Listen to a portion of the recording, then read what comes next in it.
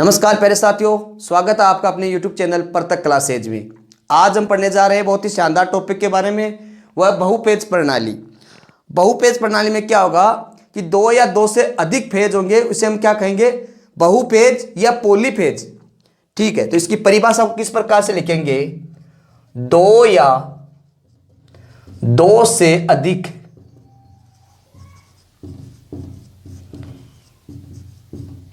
Page को बहुपेज या polyphase कहते हैं।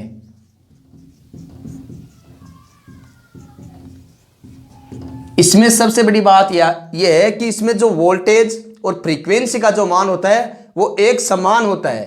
तो इसमें दो या दो से अधिक पेज को बहुपेज कहते हैं, जिसमें वोल्टेज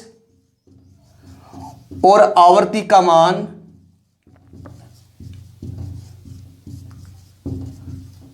समान हो, एक समान हो, तो इसे हम क्या कहते हैं, बहुपेज। अब बहुपेज में क्या आता है, 2 पेज, 3 पेज, 4 पेज, इस प्रकार से चलता जाता है। तो बहुपेज प्रणाली में क्या होता है, मान लीजिए 2 पेज, 3 पेज, 4 पेज, इस प्रकार से चलता जाता है। जबकि सिंगल पेज में क्या होता है, एक ही पेज होता है। तो अब हम क्या करेंगे, इनके उपयोग के बारे में देखेंगे। अब एक बात और ध्यान रखनी होगी हमें कि सबसे ज्यादा किस प्रणाली का उपयोग होता है। साथियों, सबसे ज्यादा जो उपयोग है, हम इसको इस प्रकार से लिख सकते हैं, सर्वाधिक उपयोग 3 पेज प्रणाली का होता है। 3 पेज का उपयोग सबसे ज्यादा होता है। ठीक है साथियों, जबकि 4 पेज और आगे जो पेज है इनके उपयोग बहुत कम है, इसलिए सबसे ज्यादा 3 पेज का उपयोग होता है। अब हम देखेंगे कि 3 पेज का उपयोग तो सर्वाधिक होता है, लेकिन होता कहां है। तो इसका उपयोग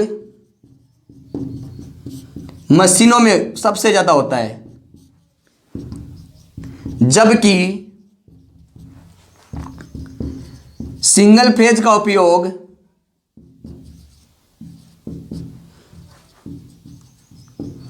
हीटिंग कार्य व वैद्युतिक भट्टियों में होता है।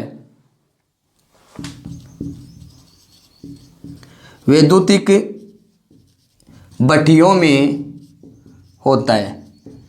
ठीक है साथियों, किस प्रकार से हुआ आपने इसको देखा होगा। अब हम क्या करेंगे कि बहुपेज प्रणाली है, इसके लाभ के बारे में देखेंगे कि दो या दो से अधिक हमने जो पेज वो उपयोग तो ले लिए, लेकिन अब हम क्या करेंगे, इसके लाभ देखेंगे। लाभ क्या है, तो हम देखेंगे बहुपेज प्रणाली के लाभ। ठीक है साथियों, इसमें क्या होगा कि सबसे पहला लाभ तो यह है कि इसको ये सेल्फ स्टार्ट, कोई भी बहुपेज प्रणाली की जो मोटर होती है वो सेल्फ स्टार्ट होती है। तो पहला लाभ क्या है, यह सेल्फ स्टार्ट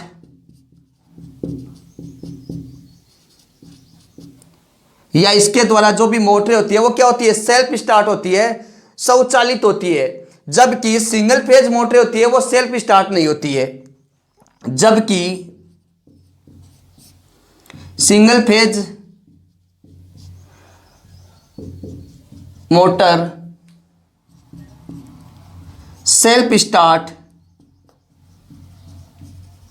नहीं होती है। दूसरी बात इसमें क्या होता है, जो चुंबकीय क्षेत्र बनता है, पॉलीपेज या बहुपेज में जो चुंबकीय क्षेत्र बनता है वो घूमने वाला चुंबकीय क्षेत्र बनता है। जबकि सिंगल पेज में जो चुंबकीय क्षेत्र बनता है वो घूमने वाला नहीं बनता है। जैसे हमारी मोटर होती है, इसमें हमारे पास स्टेटर और रोटर लगे होते हैं। तो इसमें क्या होता है, जिस प्रकार से रोटर घूर्णन करता है, तो इसमें क्या होता है, जो चुंबकीय क्षेत्र बनता है वो किस प्रकार का बनता है, घूमने वाला चुंबकीय क्षेत्र। उस रोटर के घूमने के कारण ही उसमें चुंबकीय क्षेत्र बनता है। तो इसमें क्या होता है, बहुपेज प्रणाली में घूमने वाला चुंबकीय क्षेत्र बनता है।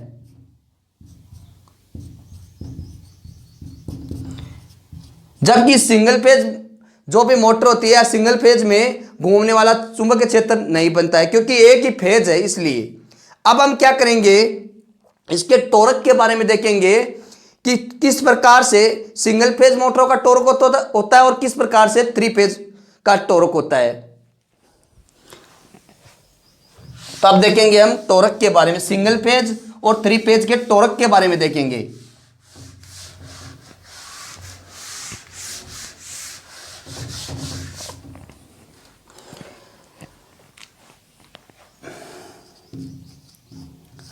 साथियों, दो प्रकार से इसके टॉर्क बनते हैं।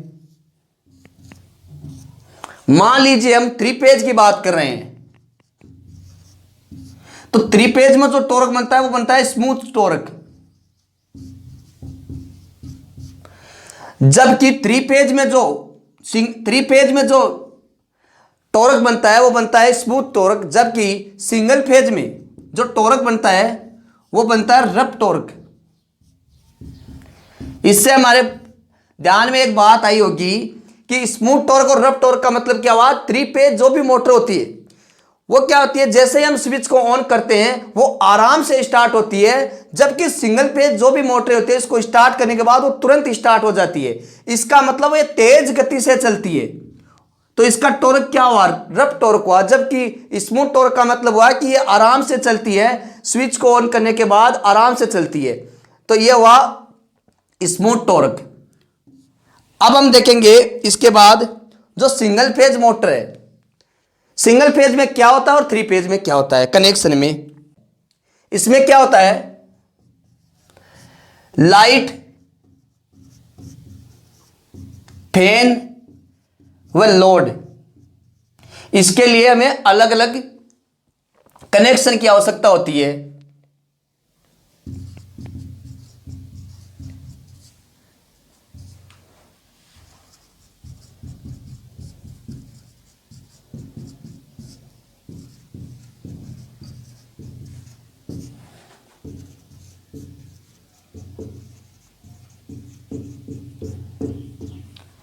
जबकि थ्री फेज या पॉलीफेज में, जबकि थ्री फेज या इसे हम पॉलीफेज ही बोलते हैं, पॉलीफेज में एक ही कनेक्शन की आवश्यकता होती है।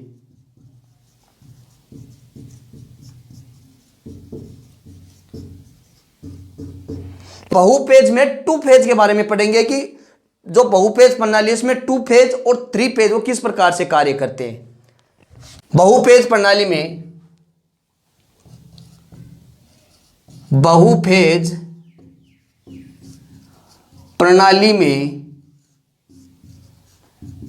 टू फेज, ठीक है, तो इसमें क्या करेंगे, हम अलग अलग वाइंडिंगें रखेंगे। मान लीजिए इस प्रकार से रख लेते हैं।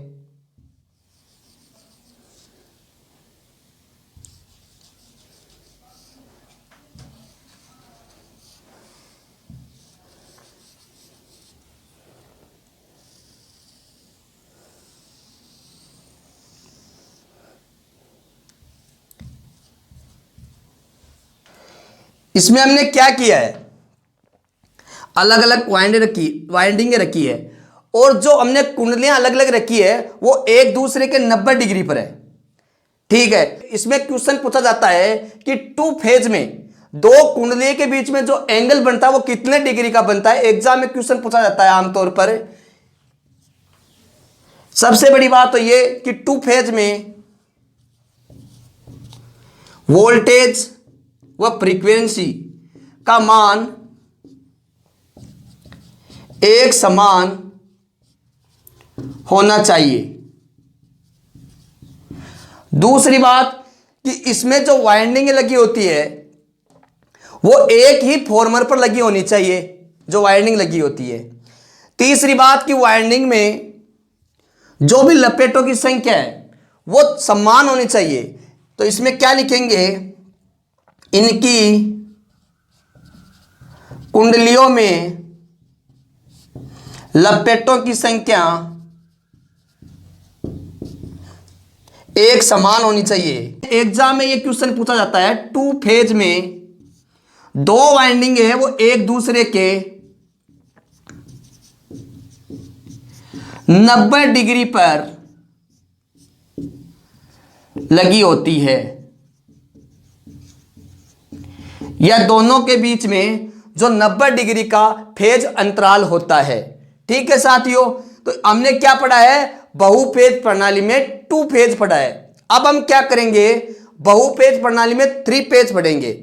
इसमें एक चीज और हमें ध्यान रखनी होगी, जो टोटल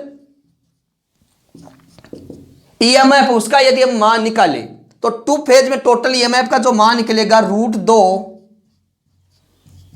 ई, ये इसका जो मान निकल करके आएगा, इसका ये फॉर्मूला है। यदि हमें क्या पूछा जाए कि टू फेज प्रणाली में टोटल ईएमएफ का मान निकाला जाए तो ET बराबर √2 ई, इसका मतलब क्या है, टोटल ईएमएफ का मान हमें दिया हुआ है। और थ्री फेज में यह मान क्या हो जाएगा, √3 हो जाएगा यहां पर।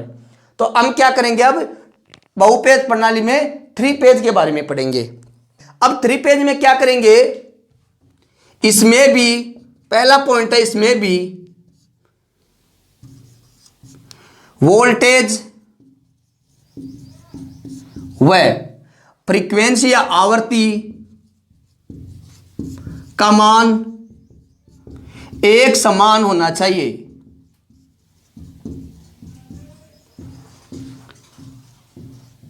दूसरी बात, इसमें प्रत्येक फेजों की संख्या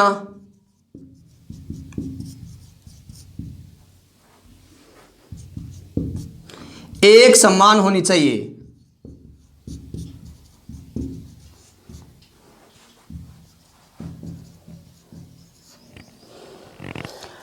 दूसरी बात, इसमें सबसे बड़ी बात यह है कि बहुपेज प्रणाली की थ्री पेज प्रणाली में जो पेज अंतराल होता है दोनों के बीच में वो 120 डिग्री का होता है। तो इसमें क्या लिखेंगे कि थ्री पेज प्रणाली में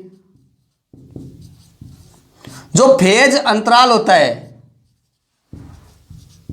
वो कितने डिग्री का होता है, 120 डिग्री का होता है। जो आमतौर पर एग्जाम में क्वेश्चन पूछा जाता है कि बहुपेज प्रणाली के थ्री फेज में जो फेज अंतराल होता है वाइंडिंगों में वो कितने डिग्री का होता है, 120 डिग्री का होता है। जबकि सिंगल फेज में हमने अभी भी देखा था बहुपेज प्रणाली की टू फेज में 90 डिग्री का होता है।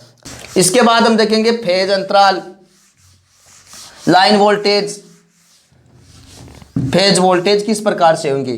तो इसका डायग्राम बना लेते हैं पहले।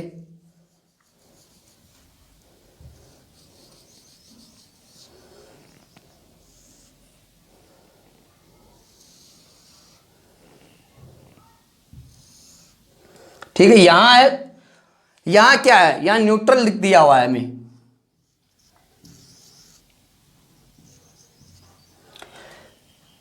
ये VL दिया हुआ है, इसका मतलब क्या हुआ, लाइन वोल्टेज। इनके बीच में फेज वोल्टेज दिया हुआ है, इनके बीच में यहां पर फेज वोल्टेज दिया हुआ है।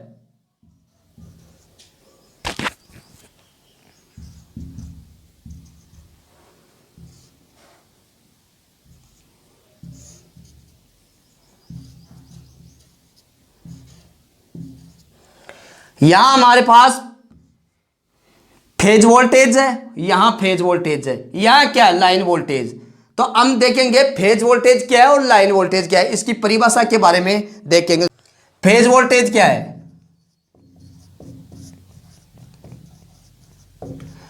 दूसरा है लाइन वोल्टेज।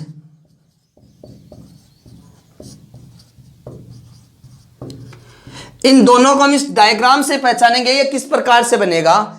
साथियों में ध्यान रखना होगा, जो फेज वोल्टेज है एग्जाम में इसके क्वेश्चन पूछे जाते हैं कि फेज वोल्टेज की परिभाषा क्या है। फेज वोल्टेज होता है वो एक फेज और एक न्यूट्रल के बीच में मापा गया वोल्टेज होता है, जबकि लाइन वोल्टेज होता है वो एक फेज से दूसरे फेज के बीच में मापा गया वोल्टेज होता है। ध्यान रखना होगा, जो फेज वोल्टेज होता है एक फेज वह एक न्यूट्रल के बीच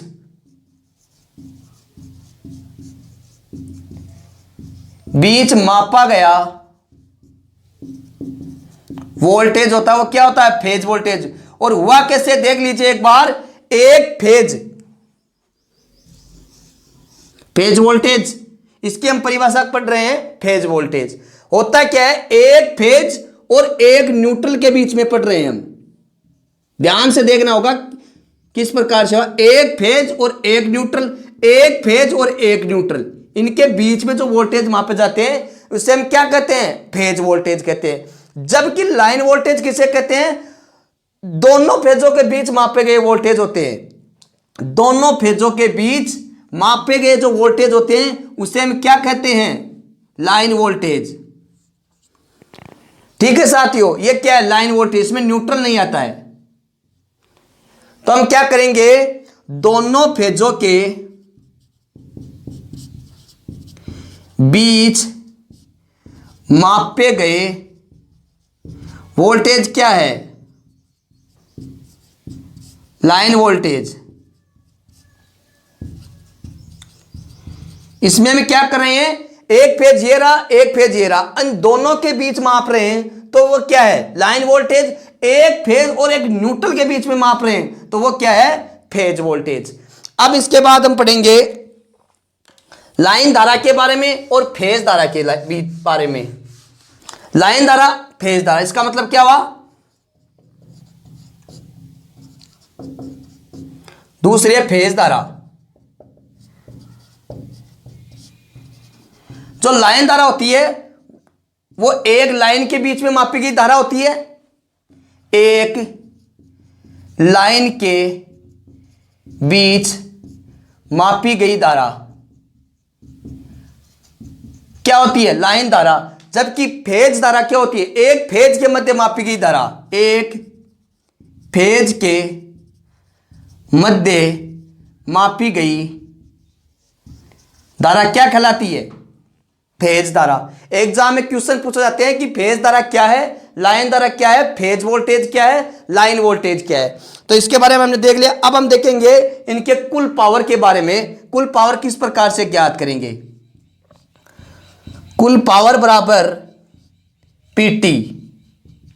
ठीक है साथियों, कुल पावर पीटी VI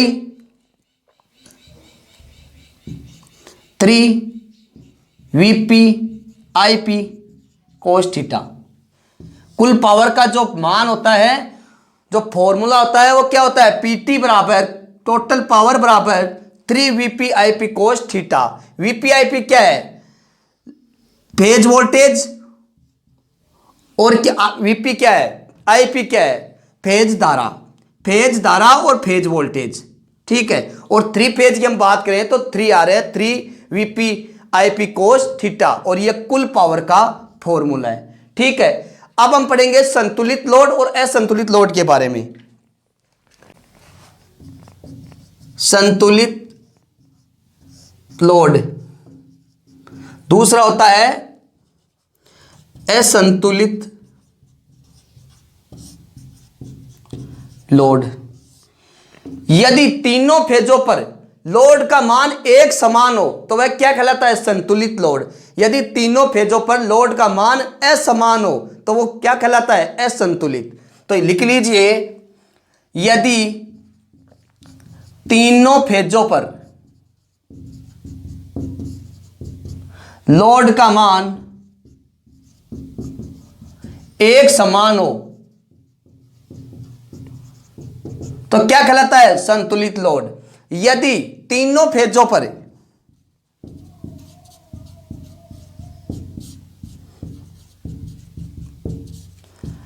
लोड का मान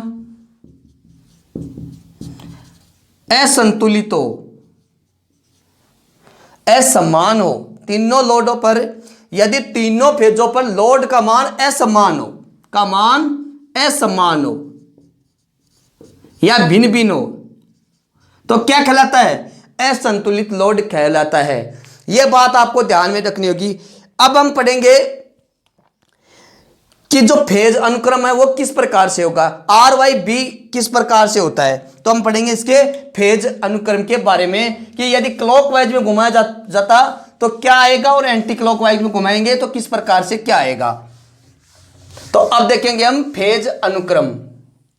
यदि हमारे पास R Y B phase connection है जो हमें यहां पर दिखाई दे रहे हैं, यदि इसे हम क्लॉकवाइज दिशा में घुमाया जाए, कहने का मतलब यदि घड़ी की दिशा में घुमाया जाए और यदि इसे एंटी क्लॉकवाइज में घुमाया जाए, कहने का मतलब घड़ी के विपरीत दिशा में घुमाया जाए, तो इसका मान किस प्रकार से आएगा। आपको यहां दिखाई दे रहा होगा यदि हम क्लॉकवाइज दिशा में घुमा रहे हैं, घड़ी की दिशा में घुमा रहे हैं, तो इसका मान क्या आ रहा है, आर बी वाई। इसका मान क्लॉकवाइज में हम घुमा रहे हैं तो इसका मान क्या आएगा, आर बी वाई। यदि हम इसे एंटी क्लॉकवाइज दिशा में घुमा रहे हैं तो इसका मान क्या आ रहा है, R Y B, R Y B. तो लिख लेंगे यदि क्लॉकवाइज दिशा में, क्लॉकवाइज में घुमाएंगे तो क्या आएगा, आर बी वाई, जबकि एंटी क्लॉकवाइज में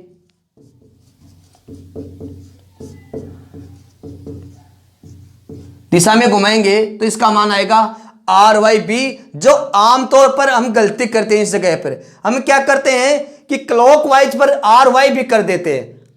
तो एग्जाम में इस प्रकार के क्वेश्चन हम क्या करते हैं, गलत करते हैं, जबकि यहां हम इससे हमें पता चल रहा है कि यदि हम क्लॉकवाइज दिशा में घुमा रहे हैं तो आर बी और वाई आ रहा है, यदि एंटी क्लॉकवाइज में घुमा रहे हैं तो आर वाई बी आ रहा है। इसमें इसका मतलब क्या हुआ, आर वो क्या है, कांस्टेंट है। एक बात ये भी ध्यान रखना होगा, आर क्या है, कांस्टेंट है, यहां ये स्थिर रहेगा। अगर चेंज होंगे तो बी वाई और वाई बी ये चेंज होंगे। तो ठीक है साथियों, आपको इसके बारे में पता चल गया होगा कि फेज क्रम क्या है। अब हम मिलते हैं नेक्स्ट वीडियो में नेक्स्ट क्लास के साथ, तब तक के लिए बहुत बहुत धन्यवाद, थैंक यू।